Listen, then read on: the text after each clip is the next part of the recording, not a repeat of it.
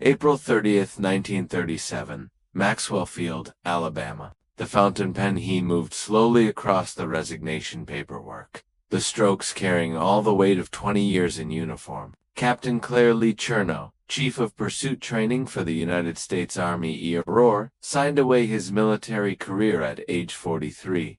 Chronic bronchitis had ravaged his lungs from years of open cockpit flying. Progressive deafness made communication difficult with students and fellow officers. But these physical ailments were just convenient excuses for an organization desperate to be rid of a troublemaker. In fact, the truth sat in the filing cabinets surrounding him, memorandums arguing that fighter aircraft could intercept and destroy bomber formations, tactical manuals outlining pursuit methods that ran counter to every assumption held by the bomber mafia dominating ERO thinking, training reports showing how precision fighter tactics could devastate enemy air forces, all dismissed, all ridiculed, all ignored by superiors who believed one inescapable truth: the bomber would always get through. As Chennault walked away from Maxwell Field that spring afternoon, his colleagues breathed sighs of relief. The radical was gone. The dissenter had been silenced. The fighter advocate Horfist to accept bomber supremacy had finally been forced out. What none of them could imagine was that within 5 years, this forced retirement would transform into the greatest vindication in military aviation history. The tactics once called obsolete would prove revolutionary. The dismissed theories would save China from Japanese conquest, and the fired major would return as a major general,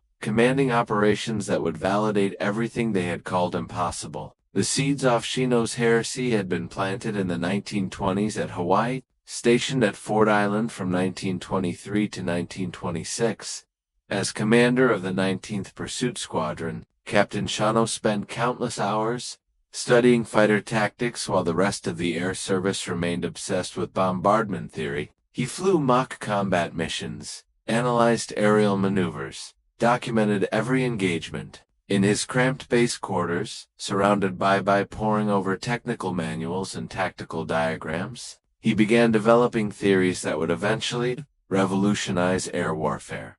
The prevailing wisdom of the era seemed unshakable. The Martin B-10 bomber, introduced in 1932, could fly at 215 miles per hour. The Boeing P-26 fighter achieved 234 miles per hour, offering only marginal speed advantage. Army Air exercises appeared. Designado proved bomber invincibility. During 1931 maneuvers in Ohio, pursued in 2 weeks of intensive operations, the squadrons failed to intercept a single bomber formation. The commanding general drew what seemed like an obvious conclusion. Because of increased speeds and limitless space, it is impossible for fighters to intercept bombers, and therefore it is inconsistent with the employment of Air Force to-develop fighters. The doctrine became gospel. The Aurora Tactical School at Maxwell Field stopped teaching fighter tactics entirely in 1936. Resources flowed exclusively toward bombardment development.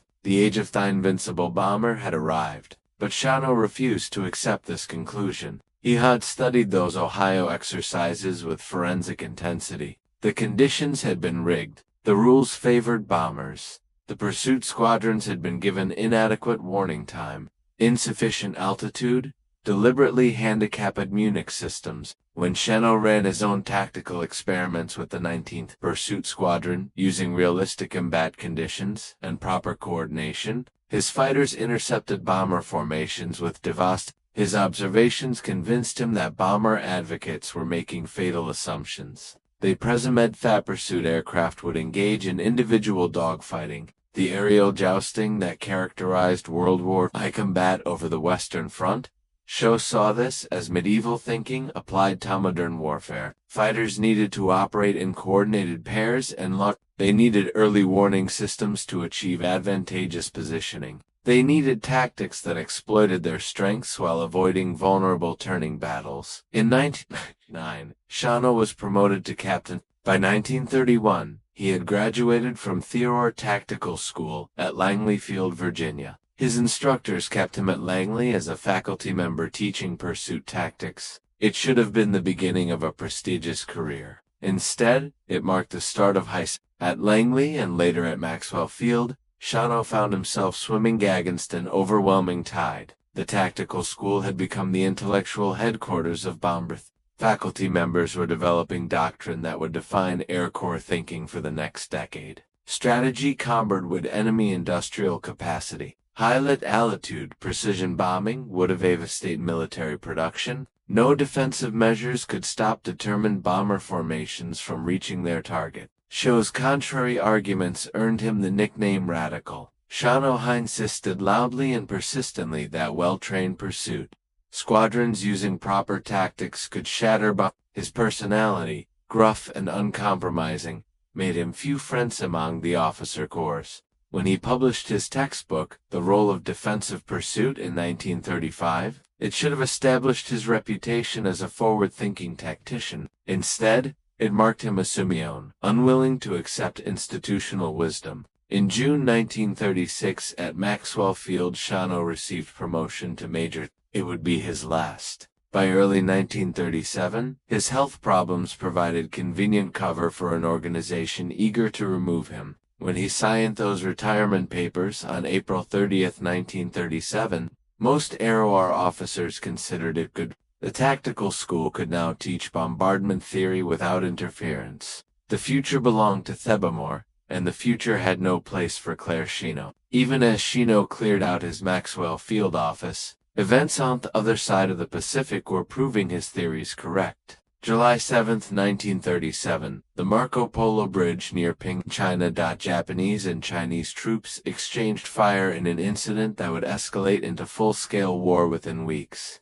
The Second Sino-Japanese War had started, and it would become the laboratory where Chennault's dismissed tactics finalaris of their battlefield test. Chennault had arrived in China just weeks earlier, hired on a 3-month contract at $1,000 per month to survey the Chinese Air Force for Generalissimo Chiang Kai-shek and his wife Sunum Ling, known as Madame Chiang. What he found shocked him. The Chinese Air Force possessed obsolete aircraft, inadequately trained pilots, and not coherent tactical doctrine. When Japanese forces launched their invasion, Chinese air resistance collapsed almost instantly. The Japanese enjoyed overwhelming advantages. Their Mitsubishi A-5M fighter dominated Chinese skies with superior speed, maneuverability, and experienced pilots. Japanese bomber formations raided Chinese cities with impunity. Within months, Japan controlled Chinese airspace across the eastern provinces, but Chennault saw opportunity in this disaster. China desperately needed effective air defense. The nationalist government had resources to purchase aircraft and hire foreign pilots. Most importantly, Chinese leaders were willing to listen to radical ideas because conventional approaches had failed catastrophically. Over the next 3 years, Xu worked to rebuild Chinese air power. While the Air Corps back in America continued its bomber obsession, he trained Chinese pilots in his tactical theories. He established early warning networks, using ground observers with radios, compensating for the lack of radar. He studied Japanese aircraft and tactics with meticulous detail, identifying strengths to avoid and weaknesses to exploit. By 1940, Chennault recognized that Chinese pilots alone could not stem the Japanese onslaught. He needed experienced combat aviators. Xu understood his methods. He needed aircraft capable of matching Japan. Most importantly, he needed official American support without dragging the United States into war. The nation was ready. In October 1940, with Chiang Kai-shek's blessing, Chennault returned to America with an audacious proposal. President Franklin Roosevelt faced a delicate situation. American public opinion remained staunchly isolationist, yet Roosevelt recognized that Japan's expansion threatened American interests throughout Asia. Chennault's proposal offered an elegant solution: recruit American military pilots who would resign their commissions to become as civilian volunteers, purchase fighter aircraft from American manufacturers, for transfer to the Chinese Air Force. The arrangement provided plausible deniability while allowing substantial American assistance to Chinese resistance. Chennault faced enormous challenges: recruiting pilots. Active military aviators earned stable salaries with clear career paths. Chennault offered 1-year contracts in a combat zone halfway around the world, fighting an experienced enemy with the financial incentives needed to be substantial. Pilots would receive salaries ranging from $600 monthly for wingmen to $750 for squadron. More importantly, they would receive $500 bonuses for every Japanese aircraft destroyed. For young aviators looking at decades of peacetime military service, the opportunity to see real combat while making substantial money proved irresistible. 100 pilots eventually signed contracts. They came from Navy fighter squadrons, Marine Corps aviation units, and Army Aero Repursuit groups. Many were skilled but difficult personalities, men whose aggressive tendencies made them poor fits for peacetime military discipline. They were exactly the type of pilot Chennault needed. The aircraft Aeroved 100 Curtiss P-40 Warhawk fighters purchased by the Chinese government from American production lines. Originally intended for the Royal Air Force, the P-40 was already considered obsolete by American standards. In 1941, American procurement officers were focused on newer designs like the P-38 Lightning and the P-47 Thunderbolt. The P-40 lacked the maneuverability of Japanese fighters, particularly the legendary Mitsubishi A6MO. Its Allison V1710 engine produced 40 horsepower in the early B model variants. The average received significantly less than more advanced designs entering service. At high altitudes above 15,000 feet, where thin air reduced engine performance, the P-40's capabilities degrade substantially. Japanese fighters could outclimb and outturn it at almost any altitude. Chennault understood something American procurement officers had missed. The P-40 possessed specific advantages that could be decisive under proper tactical employment. Its airframe was rugged and heavily built, capable of sustaining battle damage that would destroy lighter Japanese aircraft. Pilots reported absorbing hits from 20mm cannon, shells and 50 caliber rounds that would have torn apart a Zero, yet bringing their P-40s home. The aircraft's armored cockpit and self-sealing fuel tanks features Japanese designers had sacrificed for performance, and range saved American lives repeatedly. It carried 650 caliber Browning M2 machine guns, 3 in each wing, with heavy ammunition loads exceeding 200 rounds per gun. This was devastating firepower by the standards of early World War II. A single P-40 could deliver more weight of fire than most enemy fight. When multiple P-40s concentrated their fire on a single target, as Chennault's tactics demanded, the results were catastrophic for whatever aircraft found itself in the cone of fire. Japanese bombers, unarmored and carrying volatile fuel and munitions,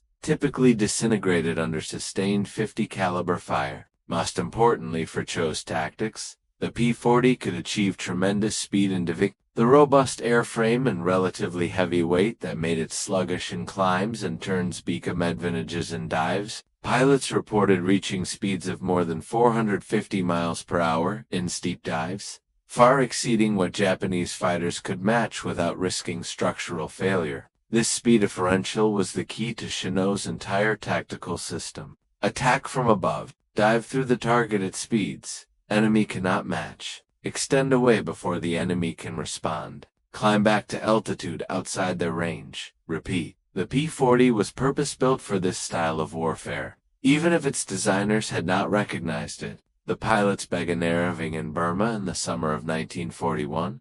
They came in small groups, traveling circuitous routes on civilian transport ships, carrying forged paperwork identifying themselves as teachers, missionaries, and businessmen. The journey itself was arduous. Men accustomed to military discipline found themselves traveling as civilians through the Panama Canal across the Pacific to Southeast Asia. Some took months to reach their destination. They arrived at Tanggu Airfield in central Burma, 2 conditions far removed from comfortable American air bases. The airfield sat in jungle territory surrounded by oppressive heat and fierce mosquitoes. Living quarters consisted of grass huts with minimal amenities. Food was often marginal. Medical facilities were primitive. Many pilots suffered from dysentery, malaria, and heat exhaustion within weeks of arrival. Yet Chennault pushed them through the most intensive training program any American pilots had yet experienced. He drew a set of tactics relentlessly, never engaged Japanese fighters in turning combat. The Zero and Oscar possessed superior maneuverability. Any attempt at classic dogfighting would be suicide. Always maintain altitude advantage before attacking. Shu emphasized that fights were won before the first shot was fired through proper positioning. Fight in pairs with mutual support. The wingman system Chennault developed would become standard throughout American fighter aviation. Use diving attacks to exploit the P-40's superior speed and firepower. The Warhawk could achieve speeds in excess of 450 miles per hour in steep dives far beyond what Japanese fighters could match. Make slashing runs through enemy formations, then use diving speed to disengage before Japanese fighters could respond. Never linger. Never turn back for a second pass from the same angle. Climb back to altitude, outside enemy range, and repeat the process from a different vector. The tactics contradict everything most pilots had learned in military flight training. Conventional pursuit doctrine emphasized dogfighting, individual aerial combat, showcasing pilot skill and aircraft maneuverability. Show's approach seemed cowardly to some pilots raised on romanticized notions of aerial chivalry. They wanted to engage in turning battles to prove their superiority in direct competition. Shu would have none of it. This is not sport, he told them repeatedly. This is killing. He showed them gun camera footage from Chinese pilots who had engaged Japanese fighters conventionally. The results were invariably the same. The Chinese aircraft attempting to turn with more maneuverable opponents would lose energy and altitude. Within seconds, a Japanese fighter would be on their tail. Within seconds more, the Chinese pilot was dead. Shu forced his pilots to watch these films repeatedly until the lesson became visceral. Fight the way I teach you or die the way they did. But Chennault was not merely training pilots. He was preparing them to kill Japanese airmen and destroy Japanese aircraft as efficiently as possible. His tactics maximized the P-40's strengths while completely negating Japanese advantages. The Zer's legendary maneuverability at nothing if it never got close enough to use it. The Japanese pilot's superior experience meant nothing if he never saw the attack coming. More importantly, these were tactics Chennault had been developing for 15 years. While the air ignored him. Now in the jungles of Burma, far from the bureaucrats who had forced him to retire, he would finally prove they worked. Chennault also established an early warning system that would prove as valuable as his tactical training, using radio equipment and Chinese volunteers. He created a network of spotters stretching across hundreds of miles of territory. Observers in caves and hilltops would listen for approaching aircraft, estimate their numbers and direction, then relay information to average headquarters. The system gave Chennault's fighters precious minutes of warning. Time to climb to advantageous altitude before Japanese formations arrived. It was primitive compared to radar, but in the context of Chennault's technological limitations, it was revolutionary. By December 1941, the American Volunteer Group had organized into 3 squadrons. The 1st Pursuit Squadron, Adam and Eve's, commanded by Squadron Leader Robert Neal. The 2nd Pursuit Squadron, Panda Bears, led by Squadron Leader Jack Nuke. The 3rd Pursuit Squadron, Hell's Angels, under Squadron Leader Arvid Olsen. They had approximately 82 trained pilots and 62 combat-ready P-40 fighters, based between Kunming in southern China and Rangoon in Burma. They were not yet the flying type. That name would come later. The pilots simply called themselves Steve. December 7, 1941, Pearl Harbor, Hawaii. The Japan surprise attack destroyed the American Pacific Fleet and killed over 2,000 servicemen. Across the Pacific, Japanese forces launched simultaneous assaults on American, British, and Dutch possessions. The Japanese military offensive rolled forward with devastating effectiveness. American morale sank to depths not seen since the Civil War. Americans desperately needed good news. Any evidence that the United States could strike back? December 20, 1941, Kunming, China. The early warning network that C.H. Joe had spent months developing dictated Japanese bomber formations approaching from Indochina. 10 Mitsubishi Ki-21 Sally bombers departed Hanoi Airfield on what they expected to be a routine raid. For a year, they had bombed Kunming with impunity. The Japanese crews anticipated another unopposed mission. Shell's warning work provided critical advance notice. Ground observers in caves surrounding Kunming reported aircraft engine sounds while the bombers were still miles away. Radio operators transmitted warnings to average. By the time Japanese formations approached the city, 18 P-40 Warhawks were climbing to intercept altitude under radio direction from Chennault on the ground. The Hell's Angel squadron struck first. The P-40s dove through the formation at speeds the Japanese could not match, destroying bombers before escorting fighters could respond. The Americans climbed away, reformed, and attacked again. 4 Japanese bombers went down in flames. 3 others suffered crippling damage. The remaining bombers jettisoned their loads and fled. Chinese citizens watching from Kunming witnessed Japanese aircraft falling from the sky for the first time in the war. Shu met their returning P-40 south on the runway. His face showed no emotion as pilots climbed from their cockpits. "It was a good job," he told them, "but not good enough. Next time, get them all." The statement captured Chennault's perfectionism perfectly. For confirmed kills was impressive, but 6 bombers had escaped. 3 days later, the Japanese returned in force. 63 bombers escorted by 25 Nakajima Ki-43 Oscar fighters approached Rung in Burma. This time, the Japanese came prepared for position.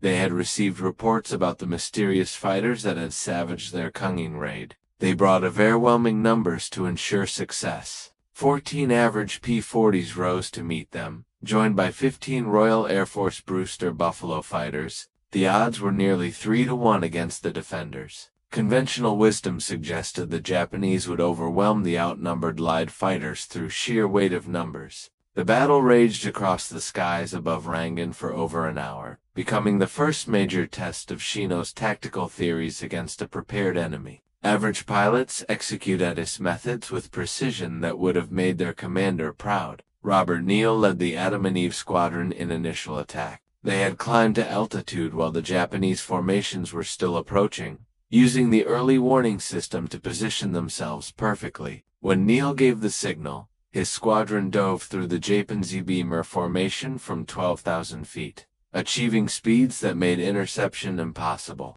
The P-40's 650 caliber machine guns concentrated devastating firepower on the unarmored bombers. Each burst from a single P-40 delivered more than 300 rounds per minute, more than 40 pounds of lead and steel every 60 seconds. Japanese bombers designed for range and payload rather than protection could not withstand such punishment. Within the first pass, 3 bombers were falling in flames. The P-40s did not linger. Following Chennault's doctrine precisely, they dove completely through the formation, using their speed to open distance from the Japanese escorts, then climbed back to altitude outside the enemy's engagement range. The Japanese escorts attempting to defend their charges found themselves unable to catch the diving P-40s. When they tried to pursue, the Americans simply accelerated away. When the Oscars attempted to climb back to the bomber formation, the P-40s had already repositioned for another attack. It was aerial warfare, as engineering problem, not as romantic aerial duel. The Americans held every advantage because Chennault had designed the tactics to ensure they would. The Royal Air Force Buffaloes, meanwhile, engaged using conventional fighter tactics. British pilots trained in the traditions that emphasized individual combat and maneuverability contests entered turning battles with the Japanese escorts. The results were predictable and tragic. The Brewster Buffalo, already obsolete when it entered service,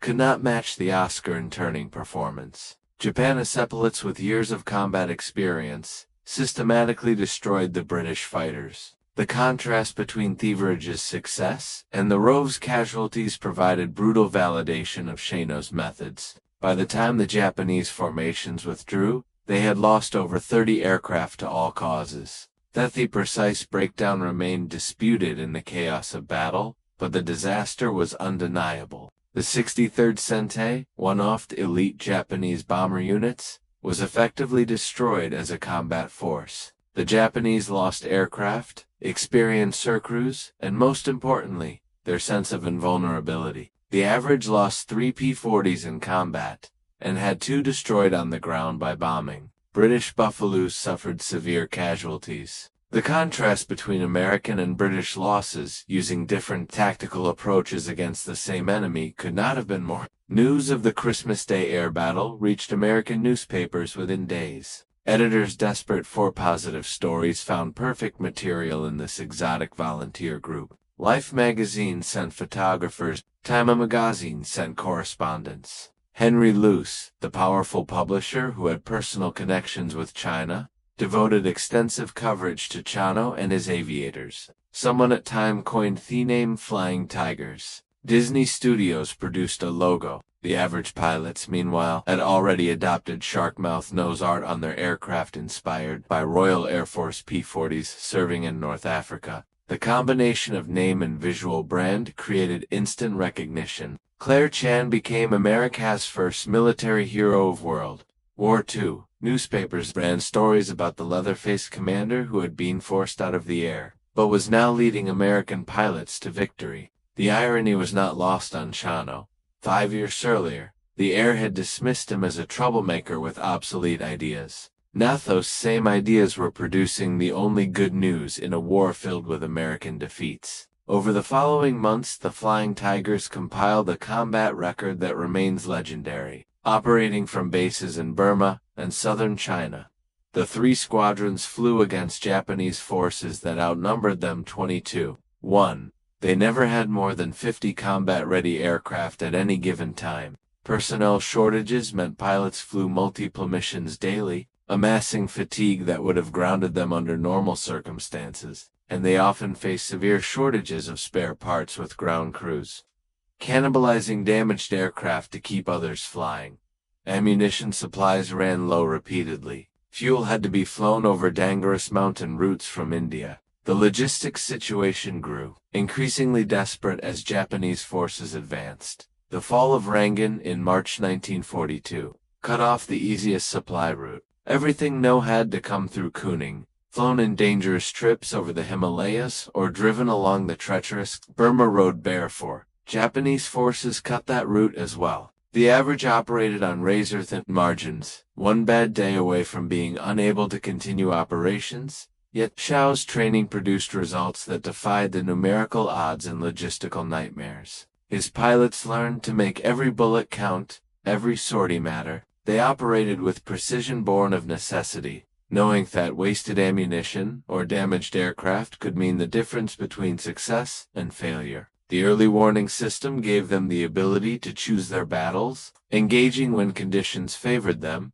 and declining combat when they did not. This was not cowardice, Chennault insisted. It was intelligent use of limited resources. The tactical success manifested in specific engagements throughout the spring of 1942. In January, over Rangoon, 6 P-40s intercepted a formation of bomber and fighters and shot down 4 without loss. In March, Flying Tigers defended vital Salwine River Gorge, where retreating Chinese forces had blown the bridge to slow Japanese pursuit. For 4 days, average pilots flew continuous missions, destroying Japanese trucks, preventing bridge repair, buying time for Chinese forces to establish defensive positions. In May, they provided air cover for the British retreat from Burma, giving ground forces breathing room that saved thousands of lives. By July 4, 1942, when the average officially disbanded, the unit had been credited with 296 Japanese aircraft destroyed.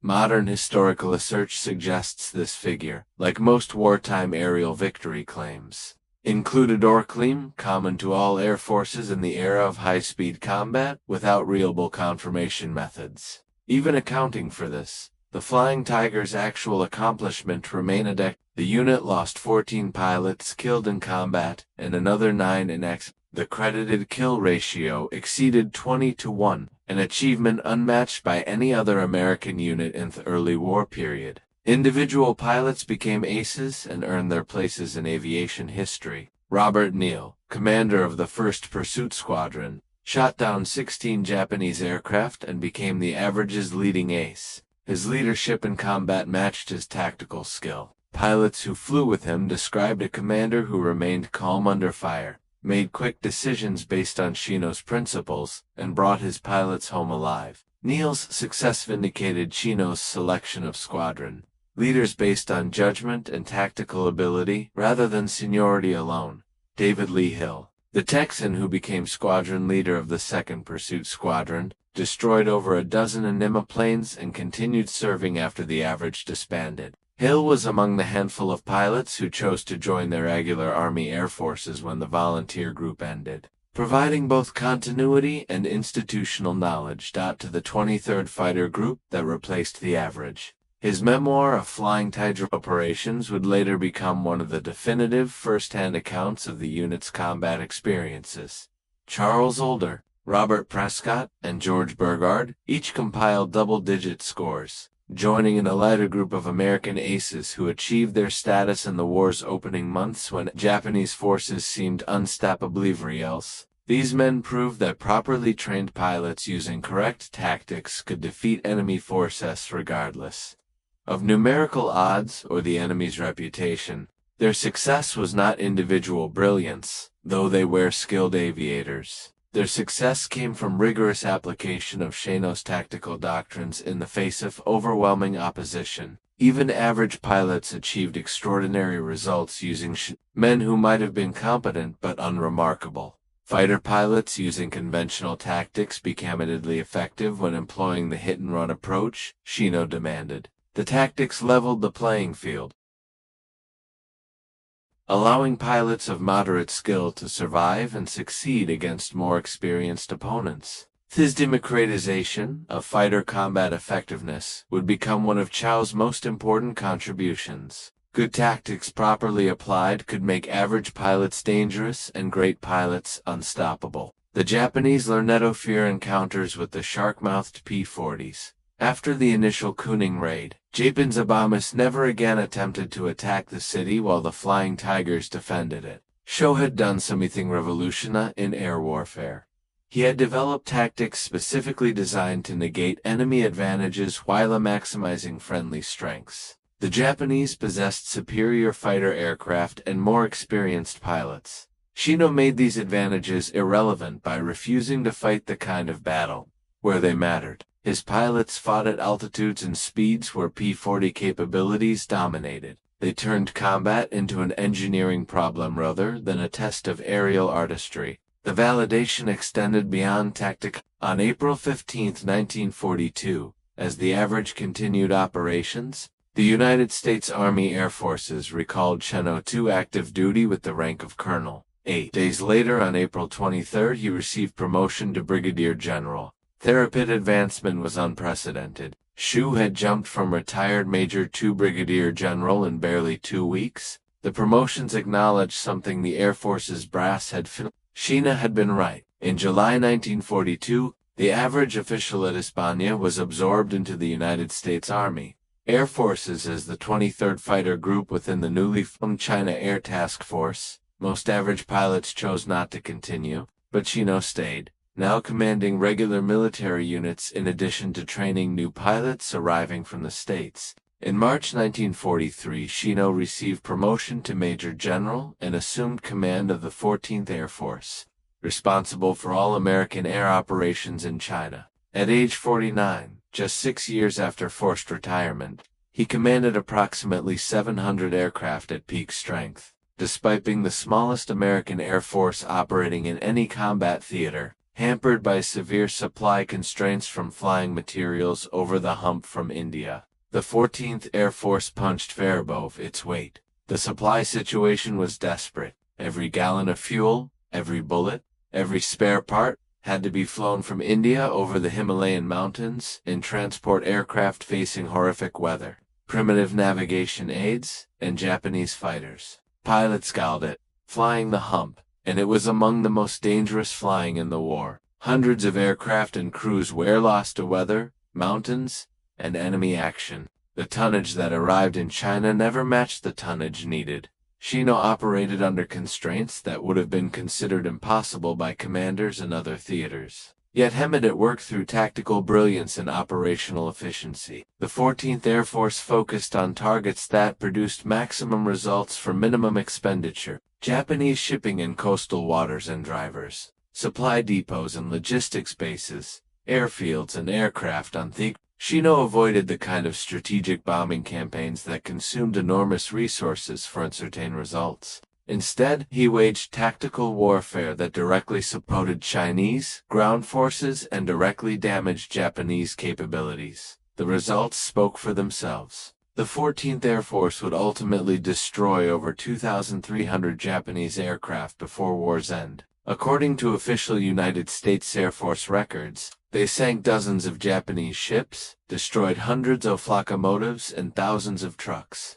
Demolished, countless supply dumps. They did this with a force that never exceeded 700 aircraft, and often operated with far fewer due to maintenance requirements and combat losses. Chennault's forces operated under conditions that would have been considered impossible by the bomber advocates who had forced him to retire. The operational methods Chennault pioneered in China became templates for later conflicts. His emphasis on tactical air power supporting ground forces prefigured close air support doctrine that would dominate future wars. His focus on maximum effect from minimum resources anticipated the efficiency requirements of modern air operations. His insistence on flexible adaptive tactics rather than rigid doctrine influenced air warfare thinking for decades. The fired major who had been called obsolete was writing the future of air power. The transformation was complete. The troublemaker had become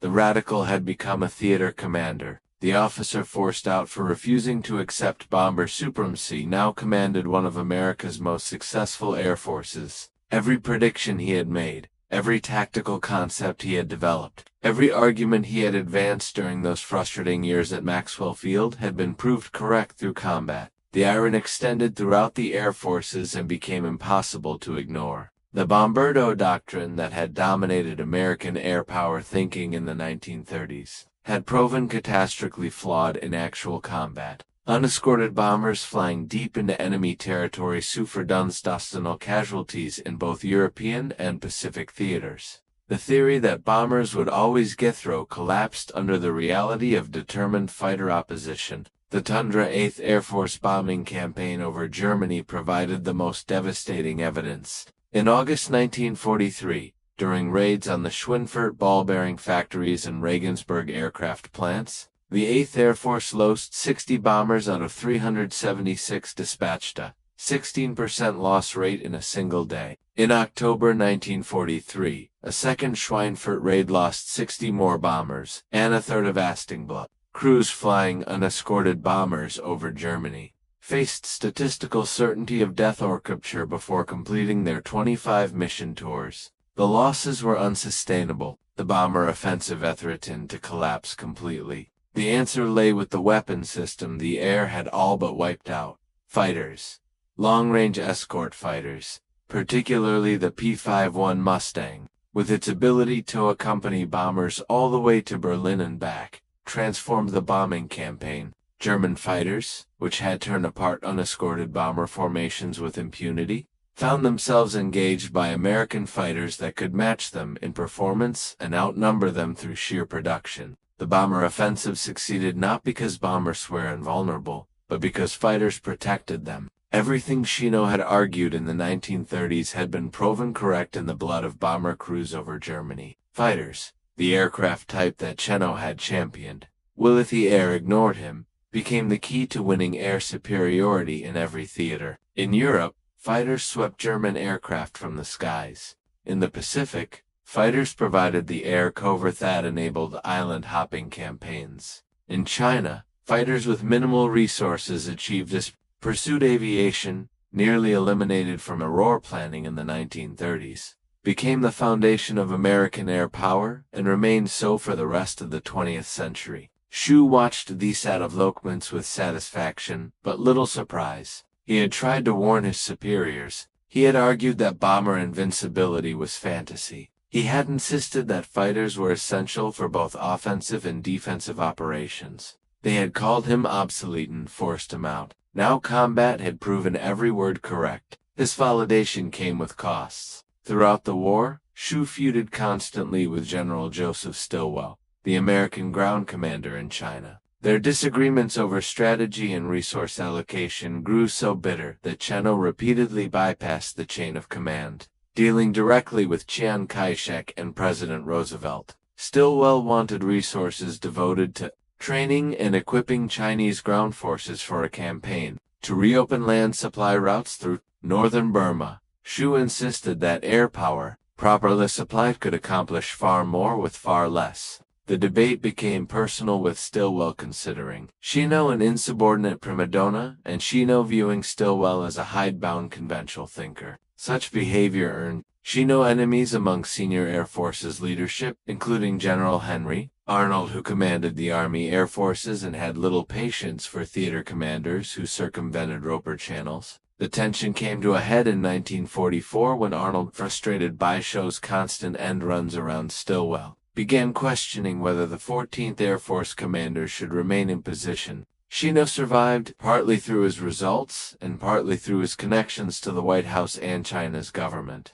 But the damage to his relationships with senior leadership was permanent. When the war ended in August 1945, Chennault retired again with an extraordinary combat record, but burned bridges with many colleagues in the Air Force's hierarchy. He had been proven right on tactics and strategy, but his methods of achieving recognition had cost him the institutional support that might have led to higher command positions in the post-war Air Force. On October 8, 1945, he left military service for the second and final time. Xu did not fade into quiet retirement. In 1946, he returned to China and established civil air transport, an airline that would play a significant role in the Chinese Civil War and later covert operations throughout Asia. CAT flew supplies to nationalist forces fighting the communist insurgency, conducted relief operations, and undertook missions that ranged from legitimate commerce to intelligence operations. When the Communists won the Chinese Civil War in 1949, CAT relocated to Taiwan and continued iterations throughout Asia. The airline was eventually purchased by the Central Intelligence Agency and became part of the operation known as Air America, playing controversial roles in conflicts across Southeast Asia through the 1970s. On July 18, 1958, just days before his death from lung cancer at age 64, the Air Force granted him honorary promotion to lieutenant general. The promotion came too late for Chennault to fully appreciate it. He died 9 days later on July 27, 1958 in New Orleans, Louisiana. He was buried with full military honors at Arlington National Cemetery. The troublemaker, Fenelier Siving, the recognition that had been denied him for so much of his career. But Chennault's true legacy was not measured in rank or official recognition. It was written in the tactical manuals that adopted his methods wholesale. It lived in the pursuit squadrons that flew his techniques throughout the war and for decades afterward. It existed in thousands of enemy aircraft destroyed by pilots trained in tactics that traced their lineage directly to what Chennault had developed in the jungles of Burma and the skies over China. The tactical principles Chennault developed became the foundation of American fighter doctrine and remains so through the jet age and into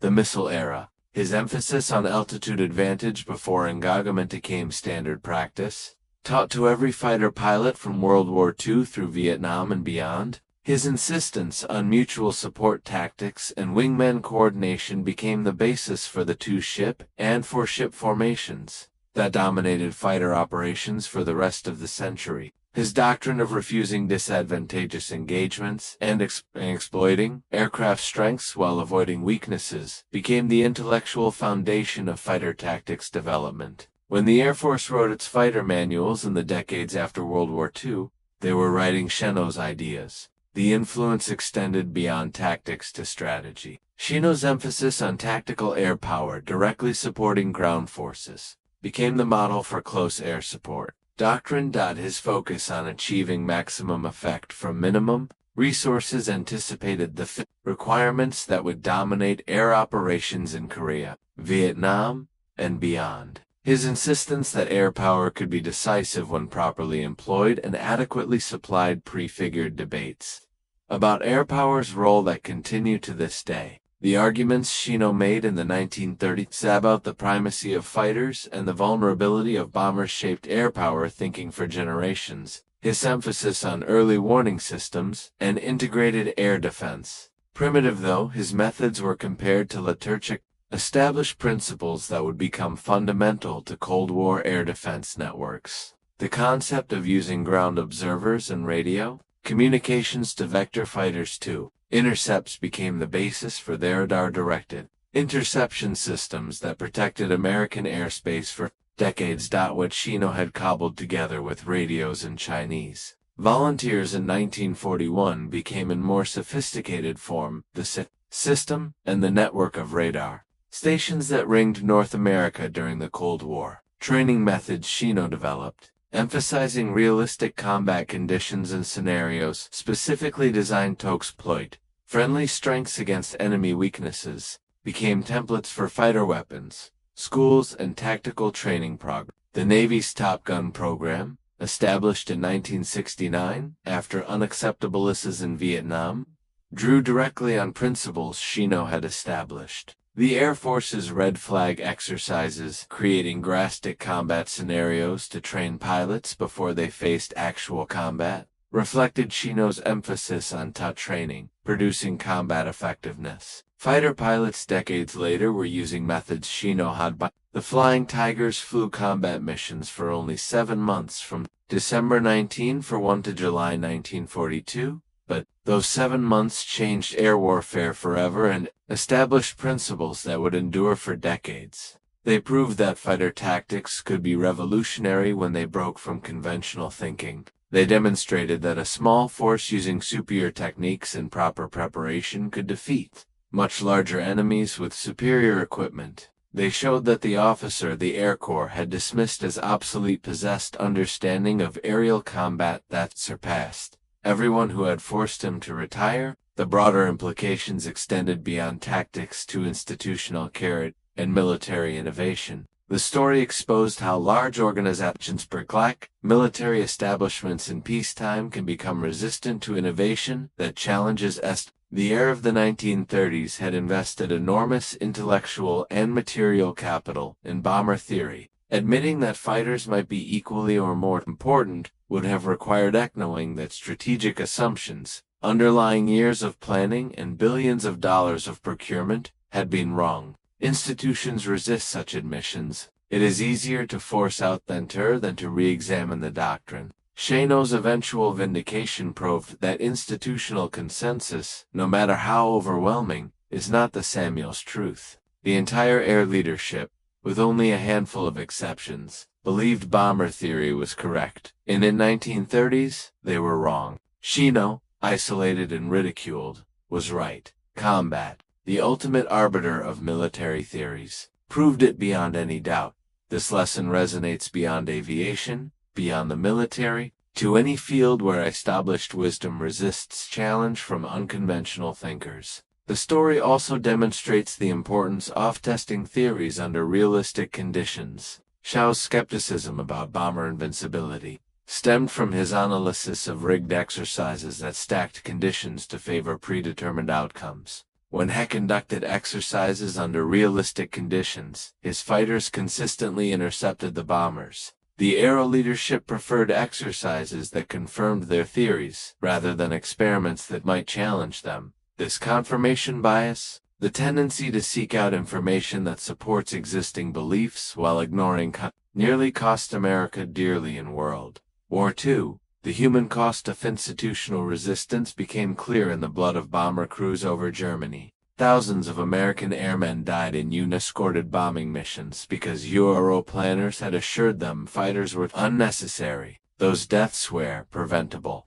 If Chennault's warnings had been heeded in the 1930s, if Thoreau had developed long-range escort fighters earlier, if Burma doctrine had been tempered with realistic assessment of fighter threats, American losses might have been substantially lower. Institutional resistance to uncomfortable truths has consequences measured in lives. The story resonates basic captures a universal truth about innovation and institutional resistance. Chennault was right. The Air Establishment was wrong. but institutions rarely admit error until forced by undeniable evidence. His forced retirement demonstrated how organizations eliminate dissent rather than engage with challenging ideas.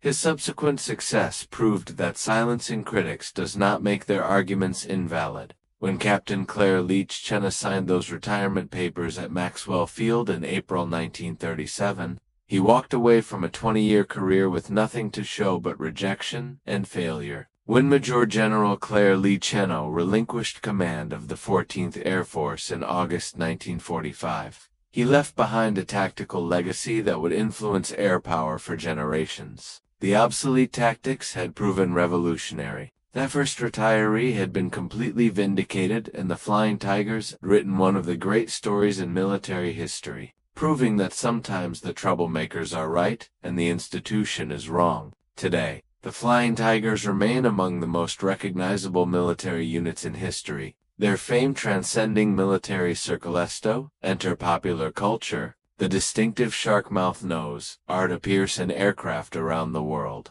Adopted by military units and civilian pilots alike, a symbol of aggressive fighter spirit, museums display restored P-40 Warhawks painted in Flying Tiger colors, each one a testament to Shao's legacy. The Smithsonian National Air and Space Museum includes Flying Tiger aircraft among its most prized exhibits. Aviation enthusiasts restore P-40s to flying condition, maintaining them as living history and flying them at air shows where crowds gather to witness these warriors of another era. But the deeper legacy is the tactical revolution Chennault achieved, and its continuing influence on how air forces around the world think about and employ fighter aircraft. He fundamentally changed how fighters operated, moving them from individual aerial gladiators to coordinate elements of an integrated combat system. He proved beyond any doubt that intelligent tactics could overcome numerical and technological disadvantages, a lesson that remains relevant in an era of peer and nearer competition where adversaries may possess numerical or technological advantages in specific domains. He demonstrated that questioning institutional wisdom, even at great personal cost, could be absolutely necessary for military effectiveness and national security. The recognition came, though much of it posthumous. In 1972, Chennault was inducted into the National Aviation Hall of Fame alongside other giants of American aviation. In 1990, the United States Postal Service issued a commemorative stamp honoring him. Statues and monuments bear his name in Louisiana, his adopted home state, and in Taiwan, where the Republic of China honors him as a hero who helped Savathier Nation. In Kunming, China, where he first led American pilots into combat against the Japanese, the Flying Tigers Museum opened in 2012. Its exhibits detailing the averages, contributions to Chinese survival and ultimate victory.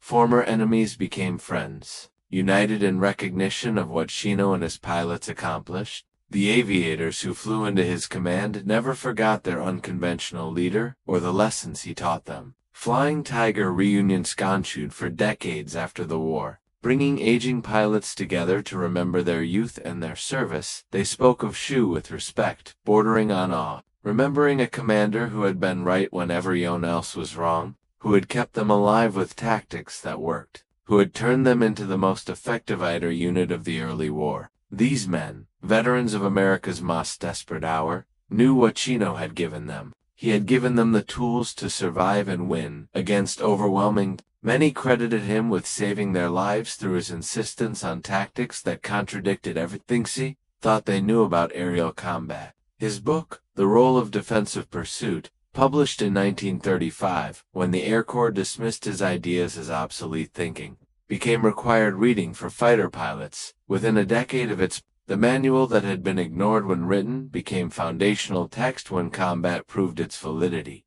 Copies were distributed to fighter training schools throughout the air forces. Its principles were incorporated into official tactical publications. The book that couldn't get Chennault promoted in peacetime became the basis for training the fighter pilots who would dominate the skies in war. The early warning systems he established, primitive, though they were compared to radar and later technology, prefigured the integrated air defense networks that will dominate Cold War strategy. Chennault had proven that early warning plus coordinated interception equals effective air defense. This insight, validated in China with radios and observers, became the basis for the North American Air Defense Command and the network of radar stations that protected the continent for decades. The semi-automatic ground environment, or SAGE system that fettered interceptors to Soviet bombers during the Cold War, was conceptually descended from what Chennault had built with Chinese volunteers in caves listening for Japanese engines.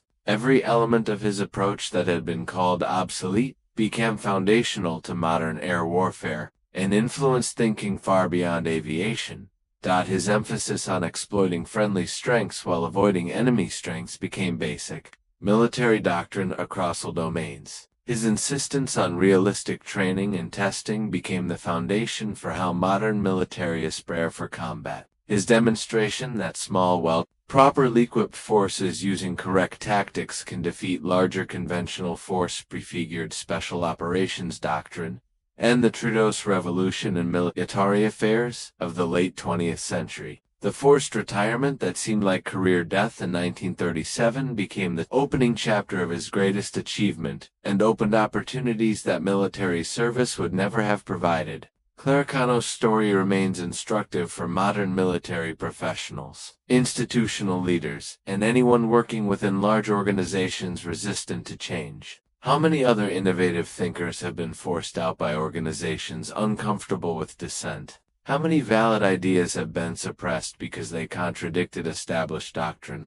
How many opportunities for improvement have been lost because challenging the status quo was career suicide? Shows successigists. These questions deserve serious consideration in any organization that claims to value innovation and adaptability. His dismissed theories had proven revolutionary. The forced retiree had been proven right, and the flying tigers had demonstrated that one determined individual with correct attitude overcome institutional opposition and change the course of history.